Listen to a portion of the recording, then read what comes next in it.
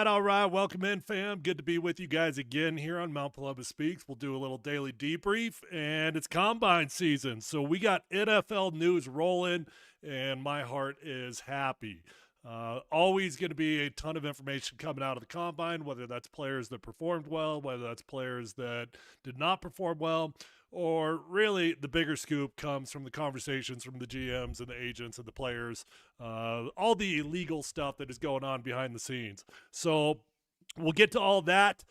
Pro Football Focus put out a mock draft that is relatively asinine.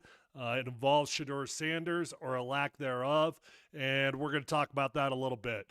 I do think that there was a lot to be learned about the tight ends in this year's draft at the Combine this year. A couple local boys to talk about in Gunnar Helm and Terrence Ferguson, so we'll break that down. One wide receiver that a lot of Broncos fans have been coveting is officially off the board, and another wide receiver is available for a trade. So we're going to dive into all that tonight, but before we get rolling, I need to take a quick second here to thank my sponsors. My title sponsor is Safeway. As you guys know, paying attention. First off, thank you guys to pay attention to Mount Polumbus Speaks. I could not have sponsors if you guys did not watch, so I appreciate you guys.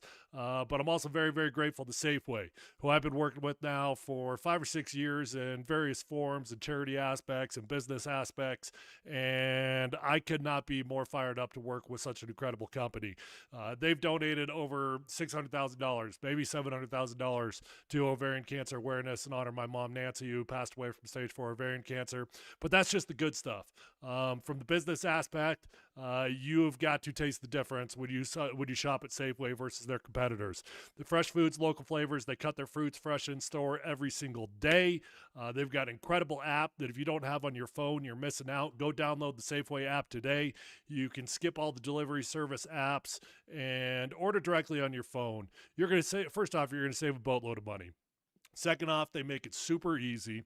What I do is they just save my order. I go back in about once a week. I add on whatever various pieces I want to add for the week. It literally takes me about 4.5 minutes. I'm done. I get to save my points that I get to redeem down the road for discounts or right then and there. And then Safeway is going to handle the rest. So they'll gather the food, they'll deliver it directly to your door, and they make it a piece of cake. So if you don't have that Safeway app, make sure you go download it today. Safeway, fresh foods, local flavors. Okay. As I mentioned, today's show is mainly going to be about the combine season, everything that is rolling. And it's interesting because when you get to this time of the year, everybody loves the term, it's liar season, right? Well, it is. And when you hear Sean Payton get up in front of the podium, well, some things he's going to say are going to be truthful.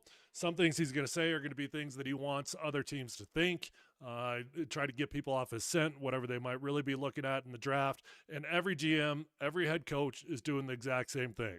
And right now, the trendy thing coming out of the combine, and like I said, there's going to be some other stuff I want to break down with local tight ends. I think there's some really good prospects in the draft with tight ends this year. But we're going to start out with Shedeur Sanders because Shedeur goes out to the combine and he doesn't participate in on the field workouts, but he does do the interviews. He does do the medicals. And the trendy thing going on in the NFL right now is to knock Shedeur Sanders, whether it's arm strength, whether it's an attitude, whether I heard today there was an anonymous GM. This came from Josina Anderson. Josina Anderson put out a tweet and said that there was an anonymous GM that has a top 7 pick. And according to this GM, they thought that Shedeur Sanders came off very arrogant and brash. Could I see that happening? Yeah, maybe. I mean, look, the dude is cocky. He's confident, might be a better word to use. Look, he has earned the right to be confident. He is the son of, sorry about that, 1 second. Just knocked my computer around. He is the son of Deion Sanders after all. I don't know what you would expect for a son of Deion Sanders. Of course, he's going to have confidence coming out of his you-know-what. And there are some people even knocking him for wearing his hat backwards at the podium. The current trend in mock drafts is seeing Shedeur Sanders slip. And what you need to pay attention to right now, number one, your eyeballs, okay? What do your eyeballs tell you when you watch Shedeur Sanders play football? The dude can ball, right? So your eyeballs are probably not lying to you. Your eyeballs probably tell you that's a first-round selection. Your eyeballs probably tell you that's a top 10 selection, maybe even a top 5 selection. But if you listen to your ears, what's going on right now is you're going to listen to NFL evaluators, and I use that term very loosely. I'll put that in air quotes because I think there's a whole bunch of dudes out there in mom's basement that are blogging for orangestickyfingers.com, and they've got opinions on these football players. Well, I saw a mock draft that was so asinine. I mean, I probably shouldn't even give it the time of day. I probably should just dismiss it entirely, not even bringing it up with you guys. But it was so asinine. I just have to bring attention to it because there are going to be teams out there that want you to think they're not interested in Shedeur Sanders. There's going to be teams out there, they're going to intentionally leak information like, hey, he's arrogant. Hey, he's brash. Because guess what they want? The New York Jets, who are sitting there at number 7, I think. Sitting there at number 7. And they might be very interested in Shedeur Sanders. Well, they start getting information out there. Hey, we don't like Shedeur. Hey, we think he's got an arm strength issue. Hey, he plays daddy ball. And then all of a sudden, you get other teams to hear this information. They pass it on. Hey, we heard from so-and-so. And now what you get is you get 3 or 4 teams that are probably very interested in drafting Shedeur Sanders that put information out there very intentionally because they want Shedeur to slip to them in the draft. And there's some dumb people out there. Look, Pro Football Focus, I think for the most part, does a respectable job. When they first came out, they were a laughingstock. They were so bad in their grades. They were so far off. I just couldn't give them the time of day. I do think that they've gotten progressively better. And for the most part, you can use it as a tool. Don't use it as a judge, but use it as a tool to evaluate talent and see what people are saying. Well, Pro Football Focus, a site that I just said I more or less respect, put out the dumbest mock draft I have seen in the combine season. Hold on one second here. Okay, sorry about that. Here is, dang it. Sorry about that. I got my streaming software in front of me here. Here's the mock draft that I'm going to talk to you about tonight. Again, comes from Pro Football Focus, a site that a lot of people look at. Trevor Sikkema. Trevor Sikkema says that this is his post-combine mock draft after he's heard the rumors, after he's heard the evaluations, and this is what he's thinking is going to happen in the draft. Okay, number 1, he's got the Tennessee Titans taking Abdul Carter. Okay, that's probably a very likely possibility, either that or Travis Hunter. Abdul Carter did have a fracture in his foot that they found out about at the combine. I don't know if that's going to affect his draft stock or not. And number 2, and I actually think this is interesting because for the most part, we've reached the point of mock drafts that it's officially groupthink. Everybody just copies what other people are doing.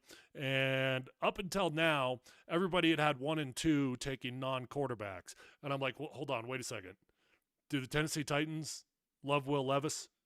Do the Cleveland Browns have a quarterback problem? Did Deshaun Watson just re-tear his ACL? Are you telling me neither one of these teams want a quarterback? At least I'll give him credit for this in this mock draft. He gets away from the groupthink, and he actually has the Cleveland Browns taking a QB at number 2, Cam Ward. And I do think that Cam Ward is in all likelihood going to be the first quarterback off the board. I think it would be a major upset for Shedeur Sanders to be the first quarterback off the board at this point in time. I don't think it's impossible. I think it could happen. But 9 out of 10 people are going to have Cam Ward being the first quarterback off the board. Now, here's where it gets really interesting. So the New York Giants sitting there at number 3. Do the Giants got a quarterback problem? They do. But they see Travis Hunter's on the board. They don't want to pass on him. They feel like he's generational talent. Okay, it can make sense out of that. Patriots take McMillan out of Arizona. Great football player. Jags don't need a QB. They take a tackle. Raiders need a quarterback. Who's the Raiders quarterback going to be? Russell Wilson? Justin Fields? Maybe a Sam Darnold? Although Sam Darnold's going to get franchise tagged by the Minnesota Vikings, I believe. Maybe Aaron Rodgers? They got the Las Vegas Raiders taking Ashton Genty. I actually could see that happening, though. I really could. Despite the fact that the Raiders are definitely a quarterback-hungry team, Ashton Genty is supposed to be a can't-miss prospect. He's grading out as highly as Saquon Barkley did coming out of the draft. And if you don't think that Shedeur Sanders is generational, you take the generational running back. I think it would be a mistake, but I could actually see that happening. I don't think it's insane. Now, here's where it does get insane. We're at number 7. What the hell are the New York Giants going to do at quarterback? Aaron Rodgers ain't there. They're going to bring back Zach Wilson? They're going to go get Sam Darnold? I mean, the name we've talked about the names that are out there. It's Russell Wilson. It's Justin Fields. The New York Giants going to go get one of those guys to play QB for him? Now, Tyler Warren is one hell of a football player. And I do think that he's probably going to go inside the top 10. But if you're telling me the New York Giants sit there at number 7, Shedeur Sanders just slips and slips and slips, gets there to number 7, they ain't passing on a quarterback. They ain't passing on Shedeur Sanders. Whatever. He's got the Jets taking Tyler Warren. All right, Panthers. Well, they're probably feeling good about Bryce Young these days. They probably don't need a QB. New Orleans Saints, they're probably thinking going into the draft they had no chance of selecting a QB. There's really only 2 first-round QBs in this year's draft, although Jackson Dart is rising right now. The New Orleans Saints probably thought they had no shot in hell of drafting either Cam Ward or Shedeur Sanders. But lo and behold, in this mock draft at number 9, it's got Shedeur Sanders slipping into New Orleans Saints. The Saints are talking about releasing Derek Carr. I saw an article today that said they're thinking about rolling a Spencer Rattler. Good luck with that. Okay, Saints pass on him too at number 9. Bears don't need a QB. 49ers don't need a QB. Cowboys don't need a QB. Dolphins don't need a QB. Colts, that could get interesting. Anthony Richardson, are they going to give up on him that quickly? Nope, they've got them selecting a cornerback. Atlanta Falcons do not need a quarterback. Arizona Cardinals do not need a quarterback. Bengals don't need a quarterback. Seattle Seahawks. Hold on. Number 18. I know they like Geno. I know he's done pretty well for him. But at number 18, Shedeur Sanders falls all the way to number 18. I could see the Seahawks taking that. First off, I think it's an insane thought that Shedeur Sanders would actually slip all the way to number 18. But if he did, the Seahawks might have to make a tough decision right there. And I actually think that they would fire. They're not locked in Geno Smith long term. They don't have a quarterback long term. All right, whatever. Seahawks take a safety. Bucks don't need a quarterback. Broncos don't need a quarterback. By the way, this is officially the groupthink of all groupthink right now. Colston Loveland out of Michigan. 9 out of 10 mock drafts are going to have the Broncos selected Colston Loveland. Pittsburgh Steelers sitting there at number 21. They just let go of Russell Wilson. They might let go of Justin Fields as well, although they might bring Justin Fields back. They're sitting there at number 21. That is no man's land of all no man's land to select a quarterback. You're a pretty damn good team. You're a playoff-worthy team, but you need a quarterback. Good luck getting it. 21. Shedeur Sanders fell to 21. Pittsburgh Steelers are thanking the good Lord above. The quarterback just fell into my lap. We're at number 21. There's only 2 quarterbacks in this year's draft that have got first-round grades, maybe Jackson Dart. And Shedeur Sanders just fell to us at number 21. And this dumbass mock draft has got the Pittsburgh Steelers selecting Matthew Golden out of Texas. Give me a freaking break. You're telling me the Steelers are going to pass. The Seahawks are going to pass. The Saints are going to pass. The Jets are going to pass. The Raiders are going to pass. The Giants are going to pass. The Titans are going to pass. 7 quarterback-hungry teams in the first round are all going to pass on Shedeur Sanders.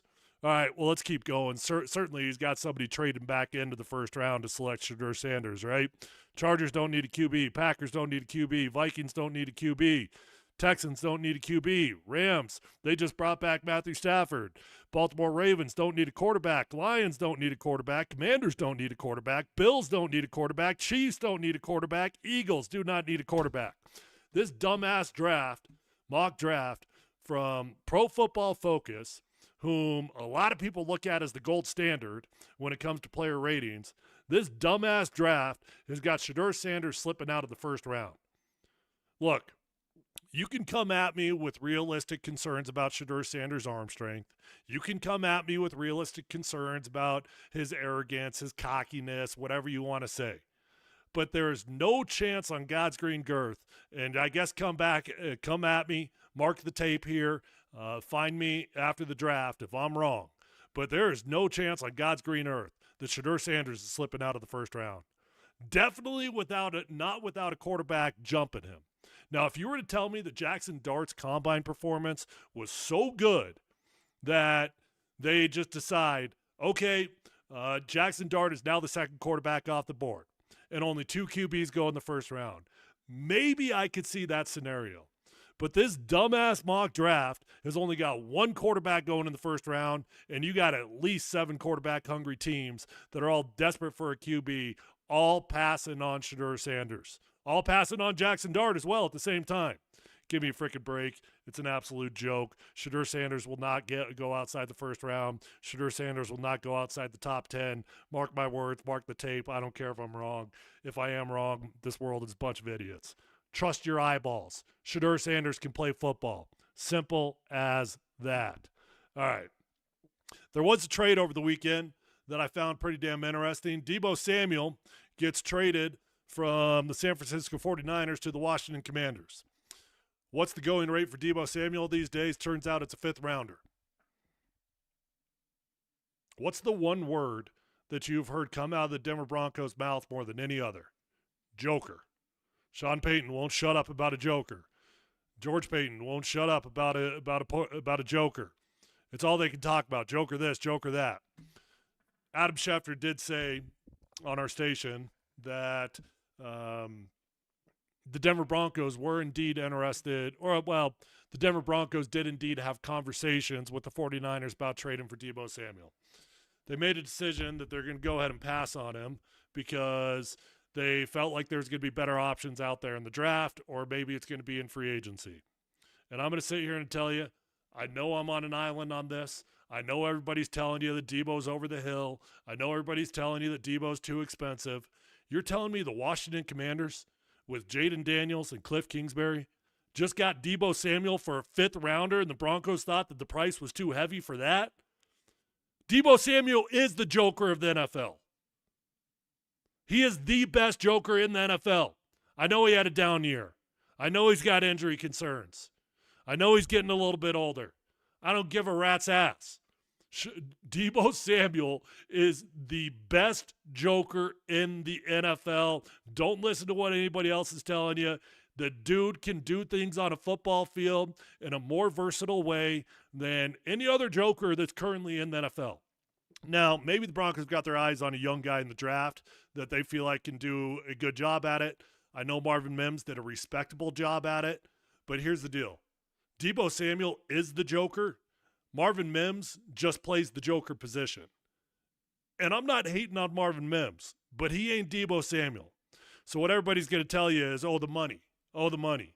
Well, according to Deebo Samuel's contract, his cap hit this year is $15.8 million. You want to play a little game? Let's look up wide receiver salaries. Let's go ahead and look at this. Let's count how many players.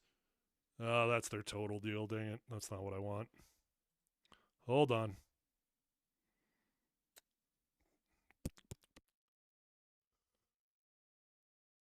Contract average.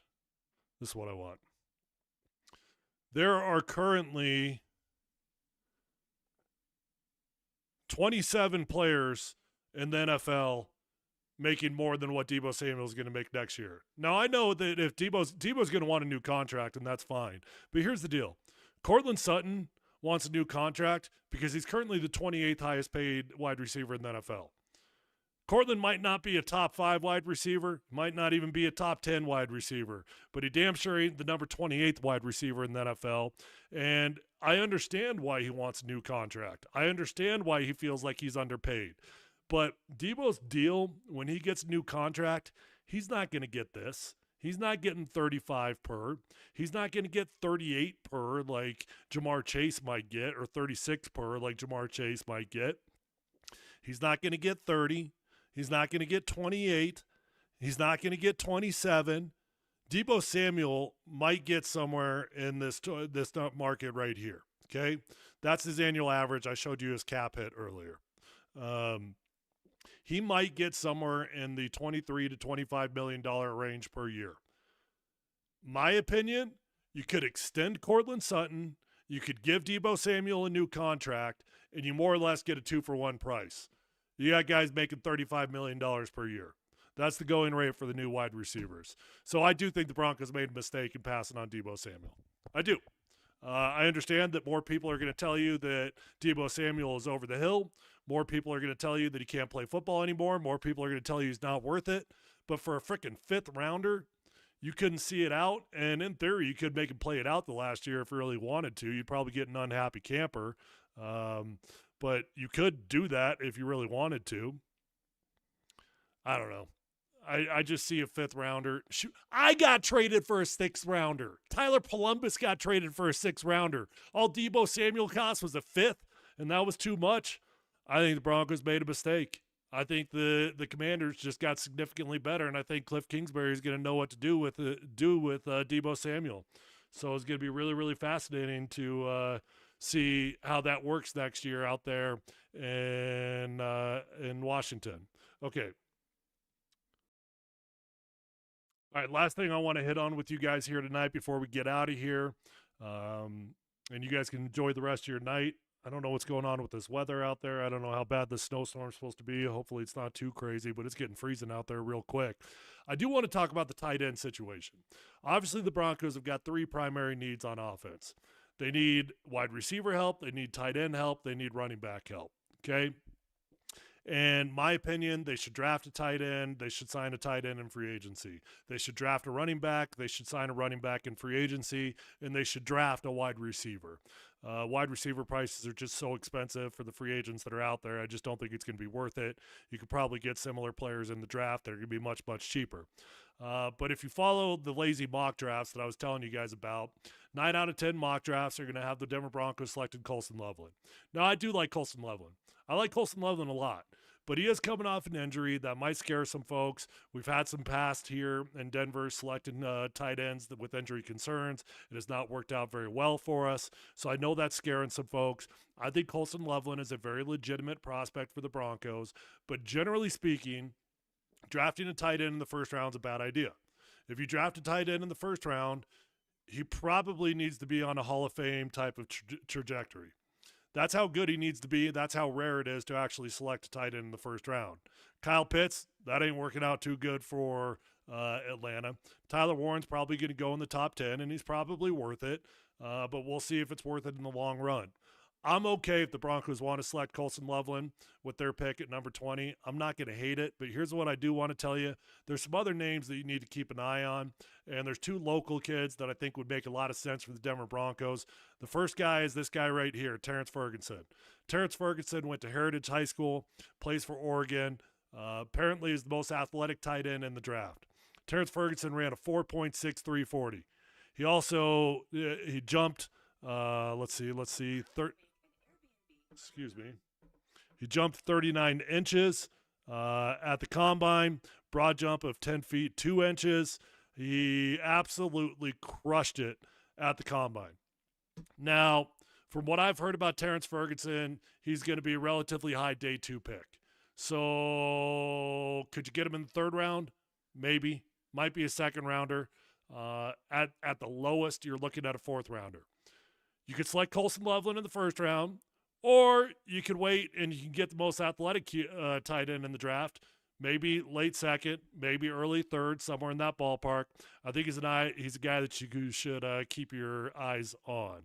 Another guy that is a local kid is Gunnar Helm.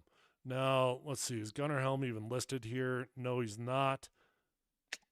Am I missing him? Oh, right here. Ran a 4.8 4.40, which was not good. Matter of fact, his first 40, he ran a 4.9.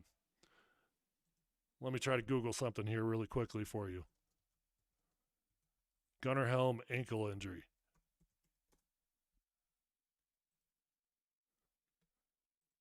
Gunnar Helm ran a 4.9 with that.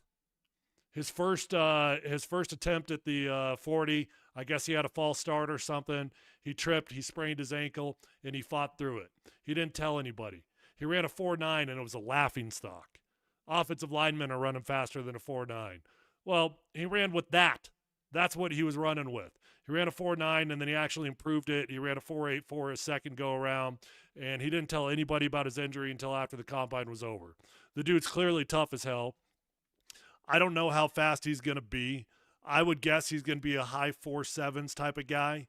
Don't think he's going to break into the 4.6s. But if he ran a 4.84 with that, I would imagine he's at least in the 4.7s. So he'll rerun his 40 when he gets to his pro day at Texas. Gunnar Helm is a kid from Cherry Creek High School, played at Texas. I'm sure you guys are well aware of him.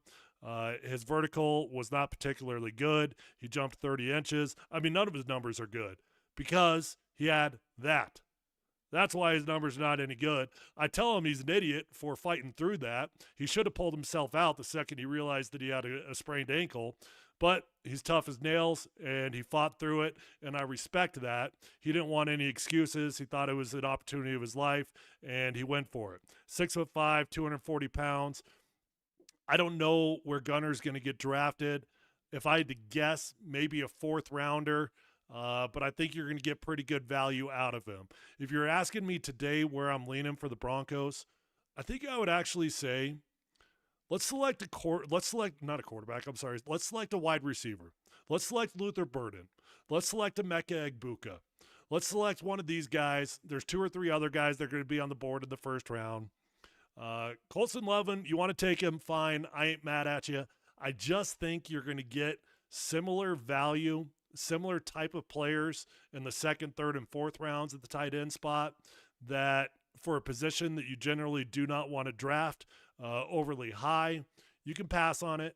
Get yourself a playmaker. We need playmakers at the wide receiver position and get a tight end a little bit later. All right, those are my thoughts on the combine for now. Shedeur Sanders is getting crapped on left and right. Be careful who you listen to and trust your eyeballs. Shedeur Sanders can play football. Deebo Samuel, I feel like the Broncos missed out on, and I'd be down with the Broncos selecting either one of these local products, Terrence Ferguson or Gunnar Helm at tight end. I'll be back with you guys in a couple days. Appreciate you guys watching. I want to take a quick second to shout out Ascend Barbershop. Ascend Barbershop, it's the only guys that I trust to touch my beard and cut my hair. I would not go anywhere else. If you've not had a luxury barbershop experience, I'm telling you, you're missing out.